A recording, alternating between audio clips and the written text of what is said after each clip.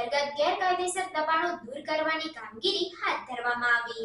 દાહોદ શહેરમાં ગેરકાયદેસર દબાણ હટાવવાની કામગીરીનો પુનઃ પ્રારંભ થઈ ગયો છે. પ્રાંત અધિકારી તેમજ મામલતદારની ટીમ દ્વારા ગોદી રોડ વિસ્તારમાં ગેરકાયદેસર પાક્કા દબાણો દૂર કરવાની કામગીરી હાથ ધરવામાં આવી હતી. ત્યારે ગેરકાયદેસર દબાણકર્તાઓમાં આ કામગીરીને પગલે ફફડાટ ફેલાઈ જવા પામ્યો હતો.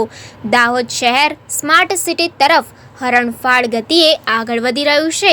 દાહોદ શહેરમાં રસ્તાઓ પહોળા કરવાની કામગીરી અંતર્ગત અગાઉ શહેરના ગોધરા રોડથી લઈ દેસાઈવાડ, ભગીની સમાજથી લઈ સ્ટેશન રોડ વગેરે જેવા વિસ્તારોમાં ગેરકાયદેસર દબાણો દૂર કરવામાં આવ્યા હતા. ત્યારે પુનઃ પ્રાંત અધિકારી અને મામલતદારની ટીમ ગેરકાયદેસર દબાણ દૂર કરવાની કામગીરીમાં જોતરાઈ ગયા હતા.